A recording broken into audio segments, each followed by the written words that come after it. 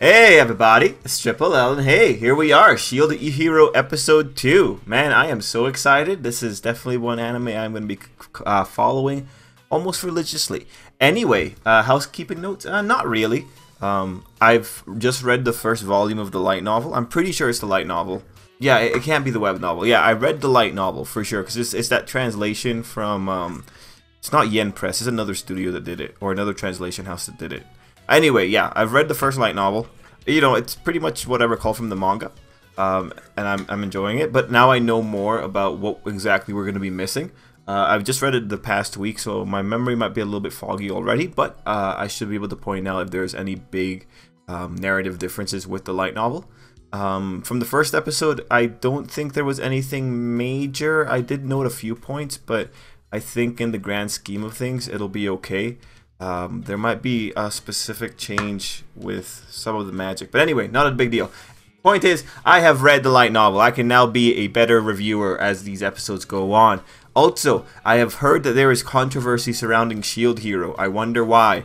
So I haven't started looking into that yet. If anyone in the comments, if you guys know about it, feel free to let me know, or just tell me like what your opinion on it is, if you have any, if there actually is controversy. Anyway, with this episode, what are we expecting? Honestly, we're still in the prologue. Is that prologue? Prologue. We're still dealing with just getting Naofumi set up in the world and pretty much building his party. So we're still in that kind of phase.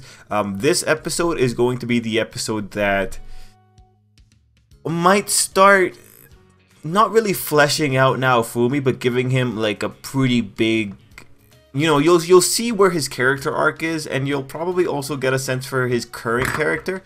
And honestly, Naofumi's like one of those interesting characters where I don't really like the character himself.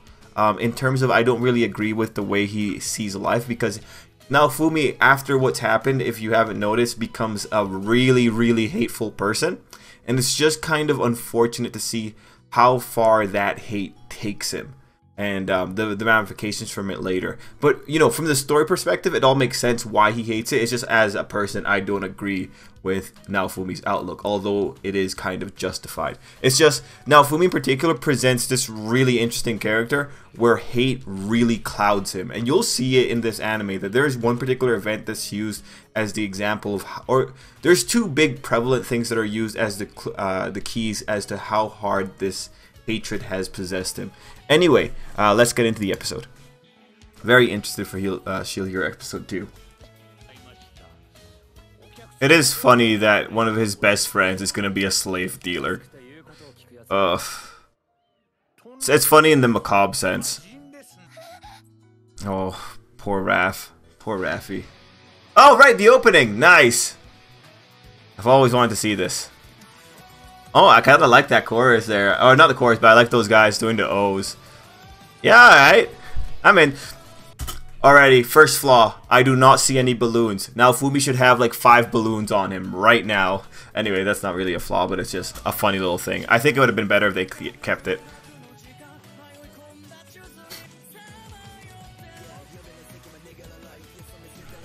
Alright, let's check out their parties. Checking out the parties. Yeah, the parties look alright. Yep, this is... Okay, that... there's Melt... Wait, her name's not Melty yet. No, yeah, mine, there's mine. Is it Melty Multi? Melty Molt. Whatever, you know who it is. Also, this is kind of late, but that was a really good shot of mines with the king. That was a really good shot.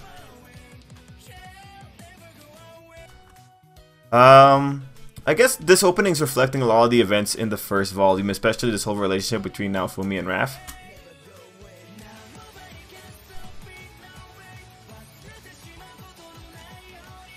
Oh, nice, cool. Oh, okay, no, here they are. Nice. Melty, this is Melty. Right, got it. And the little people in the background, we've actually already seen one of these characters before, like the masked people. We saw them in the first episode watching the proceedings with the king and Naofumi. So this is the first wave. Oh, no, that's technically not the first wave. Oh, and then there it is, the Curse series. Oh, that's cute, man. Like, this is gonna be such a great moment. Honestly, when Naofumi gets his validation, it's gonna be so great. Oh, that was... Oh, what a slick transition. Oh, that was slick. I like that. That was so good. Like, that's the best way to show how much that girl means to him. Wow, what a slick transition. I like it, man. As a fan, I'm really bursting at the seams with joy.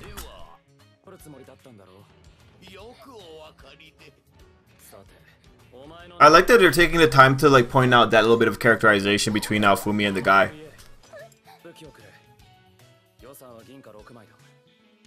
Alright, for any anime viewers, like, I'm sure you guys have already watched the episode, but, you know, just be patient, right?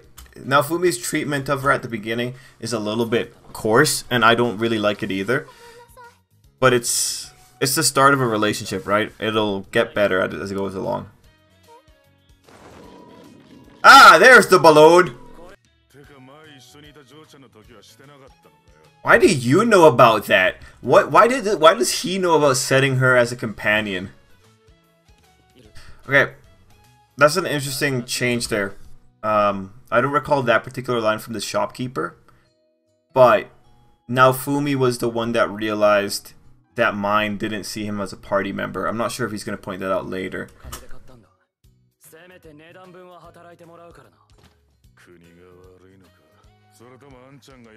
Okay, this is a really important line because this is speaking to the the problems within this particular country. Aww, this is nice. So as you can see, there's some bigger problems in this world.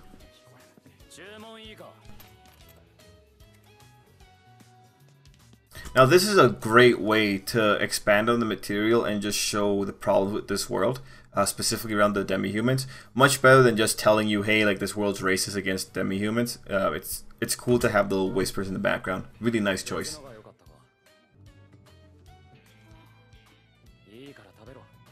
I hope they didn't spit in the food. That's something I would totally expect from people here, but if Naofumi found out, he'd probably beat them up. Or not beat them up, but torture them. Yeah, he's gonna mention it. He's gonna mention it. Ooh, a red balloon! What's that, orange? Oh, there's a lot of balloons. Oh no, those are the mushrooms! Nice! Green mush. Oh, nice, we're getting all of them. Okay, I need to look at this. Because... that's really interesting. I gotta save this one. This is more detailed than it was in the novel. Because, like, here you can see on the screen, we're getting a physical defense and a magic defense stat. That wasn't there for the novel. Although I would say that the novel has some translation issues.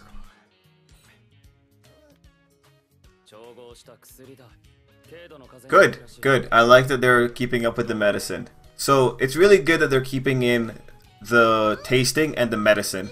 We'll have to see how much they commit to the medicine, though. Because the medicine is important in establishing why this girl cares about him. And like the way they use the medicine in terms of how he interacts with her is also really good in the novel.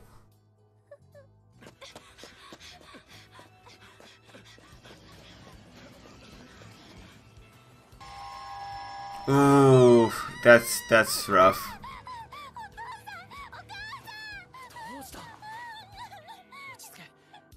So is he gonna... oh, didn't show it.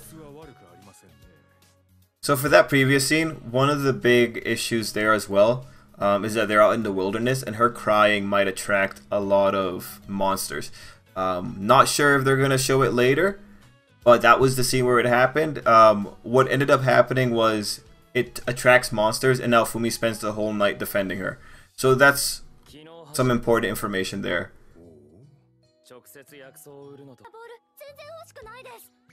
Oh, that's adorbs.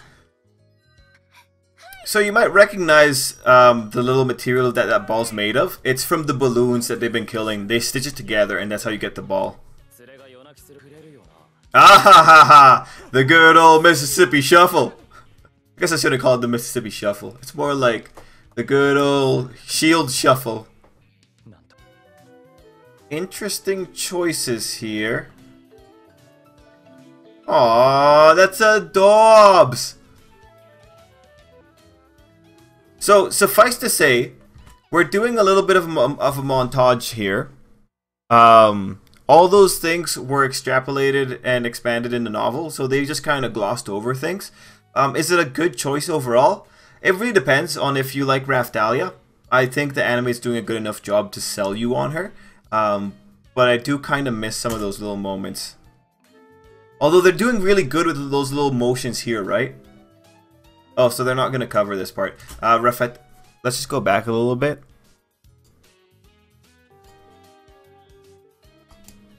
There we go. Raphtalia, you can see from the bottom, she wet the bed. Now Fumi had to go and buy some stuff to fix that. Also, it seems that the medicine making just kind of came out of nowhere. You see that now Fumi's working on medicine. I didn't see it in the episode. I might have missed it while I was talking. But now Fumi got a shield that specifically lets him make medicine. So that's what this is. It seems that they are just downplaying the medicine aspect, which I'm not too happy about, because it is important to like say that now Fumi has a relationship with this guy in particular. Only in the sense that you get a better sense of how now Fumi's helping the world. Oh, yeah, nah. Oh, wow, it's cuter than I thought.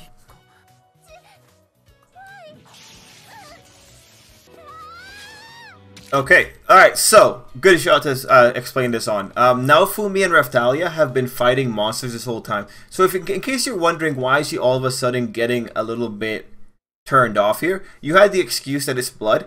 And that is true. All the monsters that they have been fighting up till now have the classification of inanimate. So they've been fighting balloons that don't have blood. They fought mushrooms, which don't have blood. They're kind of just animated fungus, right? So it's different. And they also technically fought some eggs, although we haven't seen the eggs show up here. They might get adapted out, or they might just say like, hey, we did this over one of the montages. So that's the big struggle here. They've been fighting pretty much creatures that don't have flesh and blood. So that was where this issue came in here.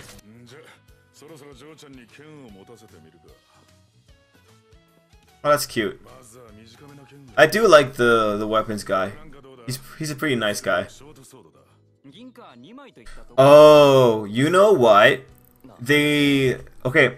So, another thing. You notice that now Fumi's giving him flat out the skin, right? That is part of now Fumi's skill set. Now Fumi also dismantles the monsters he finds. So for that rabbit that he killed, he pretty much skinned it and took out all of its inner organs and bones. The thing is with that, is that the shield can absorb, if I recall, the meat and the bones, and that might unlock different shields for him. Like, you know, imagine a rabbit bone shield. They've skipped over that part because he's already done it at this point in the story. Rope shield, nice. Okay, so we are going through this very fast. I am interested to see what the rope shield looks like though. That's neat. That's neat. Oh, the airstrike shield. Oh, it looks like how I imagined it. Although I imagined it to be kind of blue, so I shouldn't have imagined it to be blue. Okay, they have not really explained it. They gave you a very quick message there, but the shields, some of them have that special skill. That's what they said. The skill can be activated, and that skill can also be inherited, I believe. Yeah, the skills can be inherited. So now Fumi does not need the rope shield to use airstrike shield. It's pretty much like in a video game system. Like, you equip the shield, you use it enough times, and you get proficiency with it. Then you can unlock that skill, and now you have that skill available for use in other shields. So that's how now Fumi gets stronger. He can use stronger shields and also inherit the skills from weaker shields.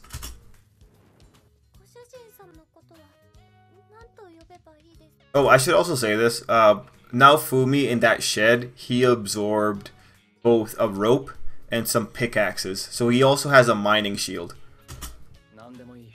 Oh, you know what? We missed the whole part with the whetstone shield. So now Fumi's ability to mine is actually coming from the shield. He's got a skill on that shield that lets him find better ore, in the same way that it works for herbs. Are they going to use the whetstone shield though? That's my big question. They've missed a lot here. Yeah, there's a minor flaw here. With the way that they're treating the skills, there's a bit of a problem. So, I'm not sure if you guys can notice, but this is the Raphtalia episode where they're establishing her. I don't know how I feel about it though, overall.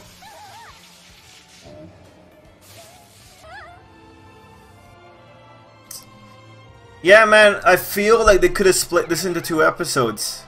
Because they missed a lot of exploration. They could have made it into 2 episodes, and then this would have felt better. Yeah, but I guess they just want to adapt as much material as fast as possible. I'm pretty sure the whetstone shield came in at this point, right? Oh, you know what? There was something else was missed. Remember that Naofumi has an aura of invincibility thanks to the shield? When Naofumi gets bit the first time by that dog, it's a bigger deal because it's Naofumi realizing like, oh damn it, like this thing can actually hurt me. And so he felt pain for one of the first times. Well, physical pain. So there was that significance with the bite.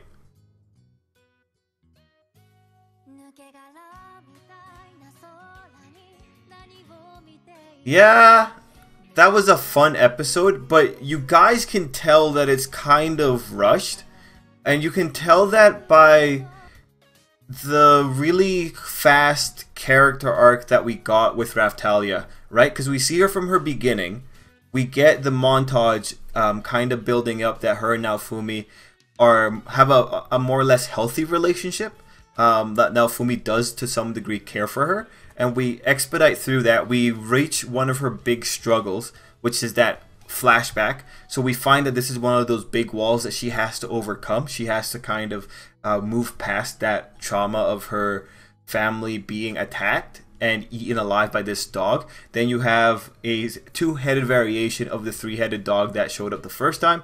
Well, before that, you also have to deal with her problem with blood, because that's, again, an echo of seeing all the blood from when her parents got killed. And then you have her overcoming her phobia of the 3-headed dog by taking out the 2-headed dog. Right, so it's a very expedited sequence of events for Raphtalia for this episode. What are the good and bad here? The good is technically you only spent 1 episode doing this. The bad is that I feel for these... I always feel that for these kind of character arcs, I think it's better to give it more time. I'm personally of the opinion I like getting as much character exposition as I possibly can. World exposition is second to character exposition when it comes to the things I enjoy watching. So I think they could have expanded the material here. They could have added in the bits where they were off in the mountains hunting eggs. They could have expanded the explanations on Raphtalia learning how to use a sword. The guy complaining to them about not taking proper care of Raphtalia's knife.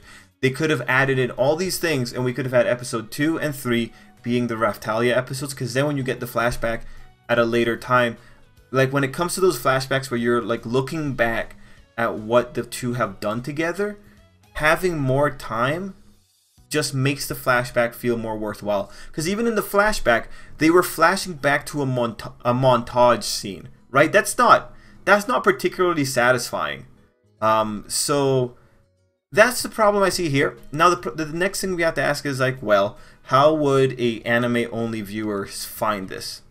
You can kind of tell some spots where it's kind of fast paced. The montage is definitely one big sign of it, but I don't think people will be too upset. Like, you get the gist of the story here, that being Raphtalia and Naofumi actually care about each other. That's the gist. But the thing is, since a lot of this first volume and first couple of episodes are really focused on Raphtalia's relationship with Naofumi, the more time we spend dwelling on it, within reason, you know, like we don't want to spend like 5 episodes on it, but you know, like within reason, the more you build up the moments for Raphtalia and Naofumi, the bigger the return. So overall, in terms of an adaptation, I think it's I think it's a little bit unfortunate because, again, you know, as I would love to see more content there, because I feel like if there are any big problems popping out of Shield Hero, I feel like a lot of times the light novel could address it if you were told, like, hey, actually this was explained and rectified in the light novel. Right now, the problems that they're choosing to skip over, though, aren't big, but they're kind of critical. I think that it was good that they did focus a little bit more on her night terrors, but I think they also took away a lot of the validating aspects of Naofumi with that. You know what? Let's wait for the ending real quick, and then I'll go back through the scenes to show you exactly which scenes I'm referring to, because in all of this, one of the biggest victims is Naofumi. 40 seconds left. It's good that they're maintaining this, and it's good that he looks so sad about it.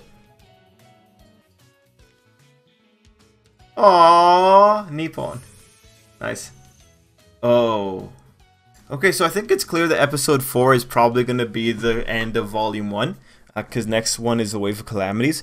So, yeah, like I was saying, Naofumi is one of the biggest victims here, but they're also downplaying how much hatred Naofumi has boiling inside of him, which I don't think is a good move, because Naofumi's hate being always visible, or, you know, being there in the viewer's pretty much immediate recollection, is a really important aspect of the character. So the problems here with Naofumi, or with just the Raphtalia things, it's just Naofumi isn't looking like enough of a guardian for, or, you know, he kind of looks like a guardian, but it's in those really dramatic moments. But there were a lot worse situations. For instance, you know, when Raphtalia got that ball, she got bullied by people when she went outside to play with it when Naofumi was at the inn. Then Naofumi came out and beat up the kid that, or, you know, hit the kid that was messing with Raphtalia. So you have that moment there, and it's kind of stripped away from you in this episode. Another moment we had going on was, let's look for it. Let's see if we can find some spots here. Well, it was specific. Ah, yes, the inn. We went to the montage, and like I said, Raphtalia wet the bed. That was a bigger deal because that whole night, Naofumi was sleeping near Raphtalia so that she didn't have too much intense night terrors. So it was either he had to hug her, make sure that she felt the warmth of someone else's body so that she didn't feel alone while she was sleeping, and then in the morning she wets the bed. Then Naofumi has no problem with that and pays for getting more sheets, right?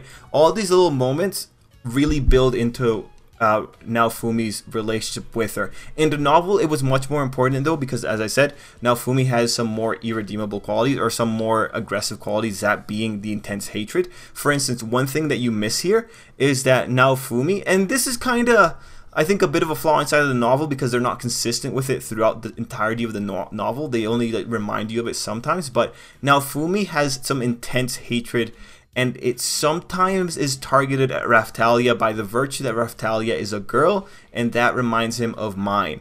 So in the novel, you had those little moments where Naofumi's reminding you that he's not fully sure about Raphtalia at all, and so you needed those extra moments where Naofumi's showing that, okay, aside from that, he is still able to care for this child.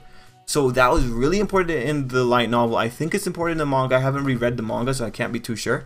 So not seeing it here, you know, it takes away, because Naofumi's character is, I think, a really interesting character for people to experience, because you don't usually get a character that has such a negative quality and have that negative quality really push him throughout the majority of the beginning of the series. Now, another flaw, and we're going to go away from the character stuff, like there's a lot more character stuff that we could talk about, but it's ultimately going to revolve around Naofumi's relationships with people. But it was specifically with, let's see, I'm trying to find the one shot. Oh yeah, this is the one. So you had him falling into the water with Raphtalia, and then all of a sudden you had him on the rock. There's even like a black screen transition as you see it. Now that is a telltale sign that something's going really fast pacing. When you can't have the transitionary scenes, like, you know it's a problem. Oh, can't catch it right. So see, like that black clip there, like the hallmark sign of something's being rushed because everything's just happening too fast. So, as you can imagine, in the novel, there was a full-on sequence where Naofumi actually uses the skill of the rope shield. Oh, sorry, my phone buzzed. Now, the problem with that it's not a big deal, but the problem is that it looks like they're going to set up that Naofumi is just going to be doing things and not telling you why or how he's doing things. So with the medicine, you kind of miss the fact that he has a medicine fabrication skill. I think he got 2 others to support the medicine fabrication skill by this time. For this, you miss that moment where he uses the skill of the rope shield to latch on to the rock above. How, like, you know, you just see this scene happen. Earlier when he was mining, he switched to the mining shield. You missed the part where he got the mining skill proficiency. So because of that, you know, you have all these things happening, and in the worst case scenario, eventually Naofumi might just become a character who's pretty much a Swiss Army knife. He has answers to almost every situation, but the thing that the anime only viewers would miss is that Naofumi did struggle a little bit to get the skill that lets him do it. It's really interesting, I think, in terms of just this type of adaptation with when it comes to the power here. I think they are losing or missing a giant opportunity not writing out or not drawing out all the shields that Naofumi has. Like, for instance, at this point in the novel, I can tell you right now how many shields Naofumi has.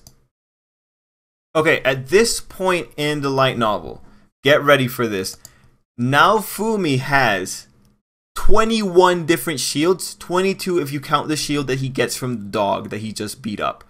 Alright, so see, that's the kind of thing, like, he has a lot of power going into him right now, and it's just kind of funny that we're not really seeing that come out here. I would love it even if they had like just an end screen with all the shields that Naofumi has unlocked up to this point. At the very least, give us some art from it. The manga might have you covered in that side though, so you know, I'll back off the anime, but I think that would be really nice. I think it's the Pokemon collector in me. I would love to see all the shields. And on my previous note, the whetstone shield. It's very interesting that they dropped the whetstone shield sub thing, because the whetstone shield is a really interesting shield. I think, yeah, guys, if you're an anime only viewer, keep an eye out for a video I'm gonna do. It's gonna be covering all the shields that Naofumi has at volume 1, and I'll see if I can find pictures for them from the manga. So keep an eye out on that, because there's a lot of shields that aren't being shown off here. And actually, I'm reading one of my shields, or one of the shields now, the energy shield, and that's reminding me, they're also cutting out the thing with the medicine. So at the very beginning of the episode, we had a little bit where Raphtalia got medicine from Mount Naofumi right around this scene. The problem here is Raphtalia's cough disappears after the first time she gets that medicine, whereas in the original story, she was being handed that medicine at any moment she coughed by Naofumi. And you can already tell the big implication here. That just tells you, it's another reminder, Naofumi cares about this girl, even if he isn't super polite to her. So again, it's another moment where we're missing out on Naofumi being considerate of her. Although we do get some moments here, and the anime does kind of accentuate it by virtue of there's a little bit more you can tell from the faces of the characters. I still think it's a bit sad that we are skipping out these subtle details. It's unfortunate. Anyway, one last thing I want to tell you, the fishing ability. Naofumi gets that from a shield too. He has fishing level 1. Like, that's legitimately the skill that he gets from the fishing shield. Anyway, guys, that's pretty much it for me. This is a very long video, but you know what? Because I've read the novel, I can give you comprehensive details. So I hope you enjoyed it. Thanks so much for watching, and until next time, I hope you have an absolutely great day.